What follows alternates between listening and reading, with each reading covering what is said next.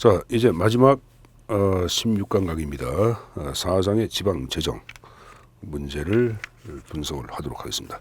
자, 문제 1번을 보세요. 다음 중 현재 세금을 납부할 의무가 있는 납세 의무자와 세금을 최종적으로 부담해야 할 담세자가 일치하지 않는 국세, 이건 쉽게 뭐야? 간접세를 얘기하는 거죠. 그러니까 국세 가운데 간접세 자체를 고르라 그 표현인데, 자, 일단은 여러분들 국세 가운데 간접세 형태는 이렇게 해도 주부인증, 주부인증계 이렇게 그런데 주부인증계. 자, 맨 앞에 주는 주세를 얘기합니다. 보는 부가가치세. 자, 거기 여러분들 이 해설에 보시면은 개별 소비세, 인지세, 부가가치, 주세, 증권거래가 쭉 나왔을 거예요. 부가가치, 그렇죠? 인세, 증권거래, 개별 소비세 이렇게 두시고, 여러분들 지방세 가운데 간접세를 대표하는 건 딱 두 개밖에 없어. 하나를 얘기할 때는 뭐가 있냐? 담배 소비세, 소비세하고 그리고 지방 소비세. 이 두 가지를 얘기할 때는 우리가 파악하고 있는 간접세 가운데 지방세 가운데 간접세를 대표한다. 이렇게 정리해서 가져가십시오. 자, 정답은 하여간에 몇 번? 3번이 정답이 돼야 되겠지. 자, 그리고 한 장을 넘겨보시면은 실제는 이러한 여러분들 뭐 간접세, 직접세, 뭐 국세 그 형태를 묻는 것보다는 그 맨 위에 지방세의 세목이 쭉 나와요. 그래서 특별시, 광역시세, 도세, 세군세, 자치구세에 대한 세목 묻는 게 한 문제고, 거기는 목적세 같은 경우에는 지역자원시설세하고 지방교육세는 목적세인데 둘 다 광역단체의 세목에 해당됩니다. 세목에 해당된다. 자, 그리고 거기 시군세 나온 거 있죠, 보통세. 그런 건 외우더라 했죠. 그래서 소도, 재산이다. 담배밭은 주자. 소도, 지방소득세, 도축세, 재산이다. 재산세. 담배밭, 담배소비세, 주자. 주민세, 자동차세. 이렇게 두시고, 거기 여러분들 자치구세 가운데 두 가지, 등록면허세, 재산세 같은 경우는 자치구세를 대표적으로 외워두셔야 합니다. 그래서 그 세에 관한 기본적인 내용들은 암기사항이라고 말씀드린 거예요. 자, 그 다음에 이제 여러분들 문제 2번을 봅시다. 다음 중 국고보조금의 특징으로 옳지 않은 것 이렇게 나왔어요. 1번에 국고보조금은 특정 재원으로서 사용 목적이 한정되어 있다. 자, 2번에 행정 수준의 전국적 통일성에 기여하는 효력이 있다. 자, 2번은 맞죠. 자, 국가적인 차원에서 병원 사업을 장려하고 싶다. 그러면 시립병원, 도립병원 좀 만들어라. 그럼 국가에서 보조해 줄게. 그럼 이게 바로 뭐예요, 여러분? 국가적인 차원에서 병원 사업 육성을 전국적인 차원에서 통일성을 기할 수 있겠지. 그래서 2번은 그 표현 맞아요, 여러분들. 이번은 우리가 보조금이 갖고 있는 장점 자체를 대표하는 내용입니다. 3번에 국고보조금은 지방정부의 자율성을 떨어뜨리고 지방정부가 중앙정부에 예속될 수 있다는 문제점이 있다. 맞죠? 왜 특정 지원, 국가에서 용도를 지정한 거 아니야. 자율성을 침해하지. 그래서 4번에 국고보조금은 그에 대한 반대급부가 수반되지 않는 무상재원이죠. 무상재원. 자, 여러분들, 자, 우리가 지방 세입 가운데 일반 회계 세입 구조는 그게 두 가지가 있죠. 하나는 뭐가 있어요? 자주재원이 있고 또 하나 의존재원, 두 가지 용어로 나눠지고, 자, 자주재원의 형태를 얘기할 때는 지방세가 있고 세외 수입이 있어. 조세 수입. 그래서 이 지방세는 아까 세목 자체는 요도라 했어요. 한국은 이 세목은 상당히 많어. 근데 세의 근원지, 세원은 턱없이 부족하다고 하는 문제점이야. 하나 가져가라. 한국은 지방세의 문제점을 얘기할 때 세목은 다양성을 띠나 세원은 너무 부족하다고 하는 문제점. 그 하나는 이제 지방세는 아까 좀 얘기했어요, 여러분. 얘기했던 내용이고, 세외 수입을 얘기할 때는 조세 수입이라 그랬잖아요, 여러분들. 그래서 사용료, 수수료, 부담금, 기부금 뭐 이런 것들이 지금 얘기한 세외 수입 형태 들어간다고 말씀드렸을 거예요. 의존전에 관한 형태를 얘기할 때는 다시 두 가지가 있다. 자, 지방교부세가 있고 국고, 보조금이 있다 그랬죠. 자, 이건 이제 국가 보조금에 관한 내용이니까 이것은 여러분들 용도가 지정된 특정 재원이지. 그리고 경상재원이야. 이 경상재원이란 말은 해마다 수입이 안정적으로 확보가 되는 것 경상재원입니다. 그리고 이건 정률보조예요. 이 정률보조의 반대말을 정액보조라 그러죠. 일정한 모자란 액을 보조한다. 모자란 액은 이거야. 이거 일정한 율, 정률에 근거하여 보조가 이루어지고, 이건 대응재원이야. 지방자치단체의 부담을 전제로 하기 때문에 지방자치단체의 대응을 전제로 하는 대응재원 이렇게 얘기하고, 그리고 무상급부죠, 여러분들. 무상급부. 그래서 무상급부 재원이라는 성격 내포되어 있는 거 국가 보조금을 얘기합니다. 이 형태는 뭐 세 가지가 있죠. 교부금이 있고 부담금이 있고 장려적 보조금. 그러면 이 교부금의 용도는 뭐야? 기관 임사무. 원칙적으로 100% 국가에다 지원하죠. 부담금은 바로 뭡니까? 단체 임사무. 단체 임사무는 여러분들 국가적 이해관계도 있고 지방적 이해관계가 동시에 있는 사무 아니야. 그래서 함께 부담한다 해서 부담금이야. 요 장려적 보조금은 이걸 협의의 보조금 해가지고 고유의 사무에 대한 보조금이죠. 그래서 용도가 이렇게 지정되어 있기 때문에 그걸 특정 재원이라고 얘기하는 거예요, 여러분들. 그래서 이것은 국가의 지방으로 내려가기 때문에 수직적 재원이란 말로 표현하기도 합니다. 수직적 재원. 자, 이렇게 정리됐으면은 여러분들 문제 4번을 보겠습니다. 지방교부세에 관한 내용이 지금 나오고 있어요. 네, 다음 중 현행 법령상 지방교부세에 대한 설명이다. 옳은 것.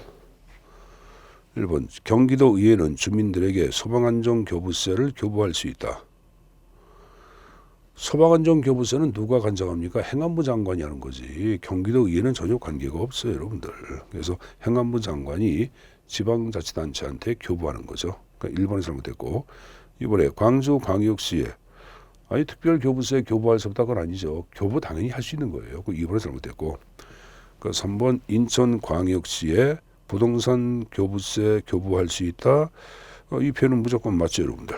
그다음에 세종특별자치시는 분권교부세. 이 분권교부세 자체는 2014년도에 그러니까 존속하다 2015년도에 폐지가 이루어졌습니다. 지금 분권교부세가 존재하지 않습니다. 그래서 맞는 것은 3번 하나밖에 없네. 정답은 3번의 답의 형태 체킹.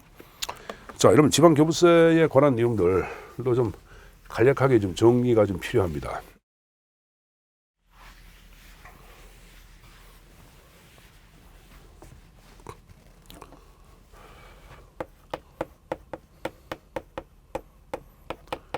자, 일단은 요거 의전 재원이죠.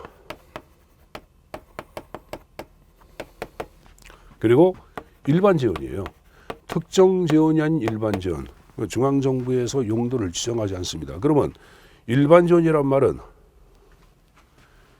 지방정부의 자율과 재량을 강조한 거 아니야. 그래서 이름을 따라서 실질적 의미의 자주재원이라고 불리는 것, 지금 얘기한 지방교부세를 얘기해.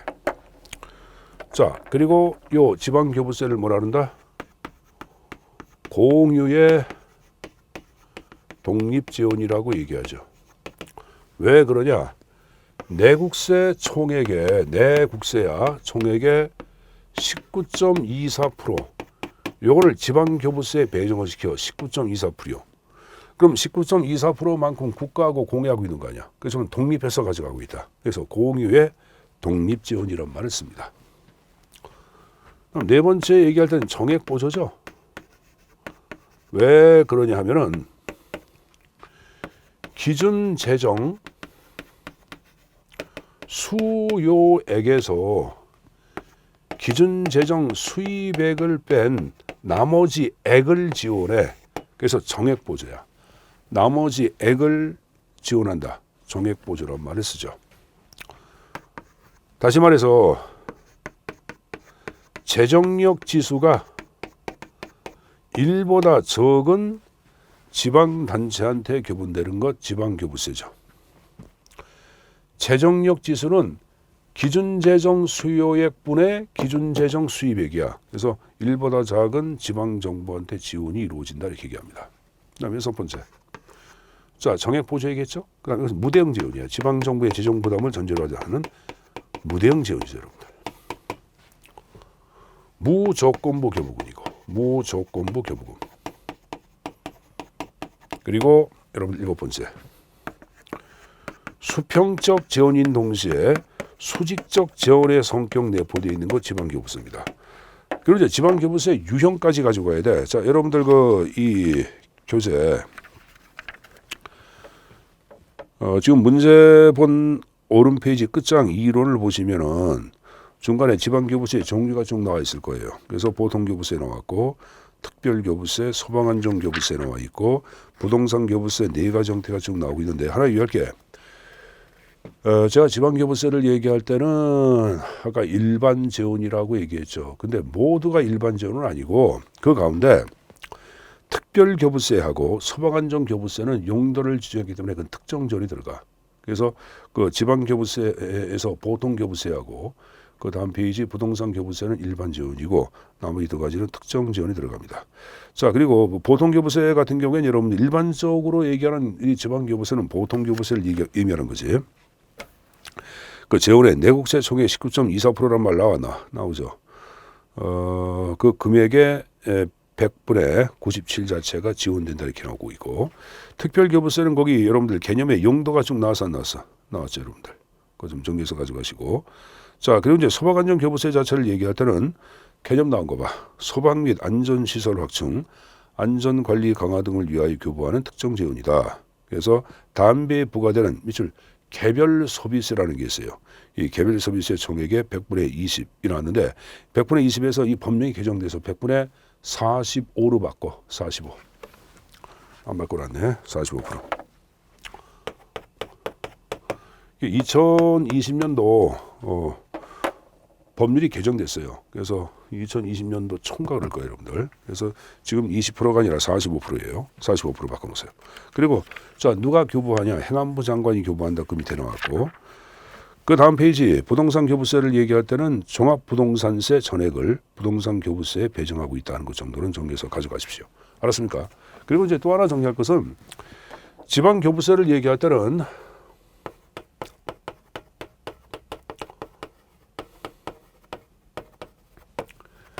지방재정 자립도는 약화시키나 지방재정력은 실질적으로 강화시킨다고 얘기한다. 왜 그럴까? 재정자립도는 자주지원 플러스 의전지원분의 자주지원 곱하기 100아냐. 지방교부세는 의전지원이라 분모의 값을 커지게 하겠지. 그래서 자립도는 떨어지는 거야. 근데 실질적 의미의 자주재원이라 했으니까 실질적으로 지방 재정력은 강화시킨다고 보는 거예요. 그러니까 요거 지문에 관한 내용들을 좀 숙지해서 가져가야 돼. 지문을 바꾸는 게 나오거든요, 여러분들. 그러니까 지문을 좀 숙지해서 가져가십시오. 자, 봤으면 챕터 5에 정부 간 관계 모형. 자, 라이트가 파악한 정부 관계 모형 자체는 3가지가 있죠. 분리형이 있고 포괄형, 중첩형. 이 가운데 가장 바람직한 형태는 뭐로? 중첩형의 형태로 파악한 거. 있는 것이 라이트죠. 여러분들 그 하단의 그림에 분리형, 포괄형, 중첩형 3가지가 나와. 요 3가지 가운데 자, 여러분들 물어보겠습니다. 요 3가지 가운데 미시간주의 쿨리 판사가 선언했다. 그래서 쿨리의 법칙하고 일맥상통한 것은 뭐야? 쿨리의 법칙. 쿨리의 법칙과 일맥상통한 것은 뭐다? 분리형입니다. 분리형. 완벽히 분리가 된 분리형을 얘기하는 거죠, 여러분들. 반면에 딜런의 법칙을 얘기할 때는 포괄형이야. 그러니까 지방자치단체는 딜런 얘기한 거죠. 1860년도 아이오와주 판사립이죠. 딜런은 지방정부는 중앙정부에 의해서 창조가 되고 제거될 수 있다고 파악한 게 딜런이야. 그래서 완벽한 예속력을 강조한 것은 딜런입니다. 그래서 딜런의 법칙이라고 표현하기도 합니다. 자, 문제 3번을 보겠습니다. 한장 3번. 네, 다음 중 우리나라의 지방정부에 대한 중앙통제와 관련한 설명으로 가장 적절하지 않은 거 이렇게 나왔어요. 1번에. 지방자치단체 사무에 관한 그 장의 명령이나 처분이 법령에 위반되거나 현지 부당하여 공익을 해친다고 인정되면 시도에 대하여 여러분들 주무부 장관이 시도 및 자치구에 대하여 시도지사가 그 다음 밑줄 기간을 정하여 그 다음 밑줄 서면으로 시정할 것을 명하고 그 기간에 이행하지 않으면 이를 취소 정지할 수 있다. 일본을 보통 시정명령이라고 얘기합니다. 시정명령. 근데 시정명령 자체를 얘기할 땐 여러분들 아까 밑줄 쫙 친 것 기간을 정하여 기에 맞지 즉시 그럼 틀린 거예요. 그리고 서면이지 구도 그럼 틀리지. 그래서 일본 전체 지문은 다 맞는 거야. 이 시정명령 지문 자체 하나가 문제 덩어리예요. 그러니까 지금 얘기한 표현 좀 정리해서 가져가시고 그다음 2번 나온 거 봐. 중앙정부는 위법 부당 명령 처분의 시정명령 및 취소 정지를 할 수 있고 지방자치단체장이 이에 의거했을 때 행정법원, 행정법이 아니라 대법원에 제소가 되는 거예요. 대법원. 그러니까 그것도 지금 얘기한 식으로 문제 덩어리에 들어간다고 보시면 됩니다. 대법원의 제소. 근데 대법원은 취소 처분 뭡니까? 아니면 여러분들 정지 처분을 통보받은 날로부터 15일 이내에 대법원에 제소할 수가 있습니다. 여러분들 그 교재 해설지에 자세히 나와 있을 거예요. 그다음에 문제 3번 나온 거 보자. 지방자치단체장이 국가 위임사무나 시도 위임사무의 관리와 집행을 명백히 게을리했다. 그럼 이행명 이걸 직무이행명령이라 그러죠. 근데 하나 유의할 게 있어요, 여러분들. 매년 시정명령 자체를 얘기할 땐 여러분들 지방자치단체의 사무에 관한 명령이나 처분을 대상으로 하고 3번에 나오고 있는 직무이행명령에서 파악한 직무는 잘 보세요. 단체의 장이 국가가 위임한 사무나 시도가 위임한 사무 그럼 여러분들 단체장한테 위임한 사무는 기관임 사무야 단체임 사무야? 기관임 사무죠. 이 기관임 사무 자체의 집행을 명백히 게을리할 때 이행 명령 내리는 거예요, 여러분들. 그 형태 의미 좀 가져가야 되겠고 그 4번에 자치단체에 대한 사무는 결사무는 법령 위반. 왜 자치사무 고유의 사무에 대한 국가의 감독은 합법성만을 감독하고 사후 감독하자. 그래서 법령 위반에 대해서는 회계검사 그 표현은 맞는 거예요. 법령 위반이지 공익을 현재에 제외했다? 그럼 틀려요, 여러분들. 왜? 자치사무에 대한 국가의 감독은 합법성만을 감독하고 사후적 감독으로 끝나는 거기 때문에 그렇게 숙제에서 내용 가져갈 필요가 있습니다. 자, 그 다음 페이지 문제 4번 나온 거 보자. 지방재정의 효율적 관리 제도 중 사후적 재정 관리에 해당되는 게 이렇게 나왔어요, 여러분들. 1번의 기체 승인 제도. 기체 승인을 얘기할 때는 지방정부 자체가 지방채를 발행하기 전에 행안부 장관의 승인을 받아야 한다 그 표현인데 2006년도에 폐지가 됐으나 외채를 발행할 경우에는 승인을 받도록 되어 있습니다. 하여간에 1번 이건 사후가 아니죠. 외채 발행할 때도 사전에 행안부 장관의 승인이 되기 때문에 사후적 재정 관리가 아니라 외채 승인 그러면 사전적 승인의 형태가 되어야 합니다. 재정 투융자. 자, 이것도 마찬가지야. 재정 투자 융자 사업에 대한 예산 편성할 때는 사전에 투자 융자 심사를 거쳐야 되기 때문에 사후가 아니라 사전으로 봐야 합니다. 정답은 3번이래, 여러분들. 얘가 이것은 중앙정부가 지방재정 재정 운영 자체에 대해서 사후적으로 평가하는 게 재정 분석 진단 아니야. 그래서 위기관리 단체로 지방자치단체를 지정할 수도 있고 그래서 요 3번에 재정분석 진단제도가 사후적 재정관리에 들어간다고 보시면 됩니다. 맨 밑에 중기지방재정계획은 다음 회계년도부터 5년 이상의 기간에 대한 지방재정계획이 되기 때문에 당연히 사전적 관리 제도에 들어간다고 볼 수가 있습니다. 4번의 정답은 3번입니다. 가끔 여러분 사전적 사후적 재정 관리를 묻는 문제가 어쩌다가 등장하는데 이건 좀 문제가 좀 어렵게 등장하기 때문에 여러분 교재에 그 한정을 넘겨서 맨 위에 보시면 사전과 사후에 관한 박스 내용이 쭉 나와 있어요. 그래서 그 내용을 좀 읽고 정리해 두는 것이 안전합니다. 알았습니까? 자, 그 다음 여러분들 특별지방행정기관. 자, 문제 5번을 보겠습니다. 여러분 특별지방행정기관은 출제 빈출의 형태가 요거 B급 굉장히 높죠, 여러분들. B급 정도 된다고 보시면 됩니다. 설명을 옳지 않은 거. 1번에 특별지방행정기관은 지방자치단체가 특별 업무를 수행하게 설립한 기관. 여러분들 지방정부가 설립한 게 아니죠. 국가의 하급 행정관청이라고 이 계산이 있어요. 그래서 국가의 특정 중앙행정기관에 소속되어 당의 관할 구역 내에서 시행되는 특별한 사무를 관장하는 국가의 하급 행정관청을 특별지방 행정기관이라고 얘기하는 거예요. 그러니까 1번 자체는 무조건 잘못됐고 지방환경청, 지방국토관리청, 지방경찰청, 지방국세청, 지방관세청 등등이다. 지금 얘기한 특별지방 행정기관에 속하는 거 맞습니다. 자, 그 다음에 3번에 우리나라에서는 지방자치법에서 특별지방자치단체의 설치 및 운영에 필요한 사항을 대통령령으로 정하고 있다. 자, 이 표현은 맞죠, 여러분들? 근데 지금 잘 보세요. 지금 이제 3번은 특별지방자치단체지 특별지방행정기관이 아니야. 특별지방자치단체는 지방자치단체에 들어가는 거예요. 우리나라 일부 사무조합 같은 경우에 이를 대표한다 그랬죠, 여러분들. 특별지방행정기관은 일성기관 해가지고 뭐 지방병무청이나 지방관세청을 얘기하는 거고 좀 틀린 겁니다. 다음 4번에 특별자치시, 특별자치도 보통 일반 지방자치단체 맞습니다, 여러분들. 맞는 표현입니다. 정답은 당연히 몇 번? 1번의 답 형태 체킹. 자, 한 장 넘겨서 문제 9번을 보세요. 다음 중 특별지방행정기관의 특징이 아닌가? 1번에 지방자치단체가 아닌 국가의 하급 행정기관. 2번 법인격 없겠죠?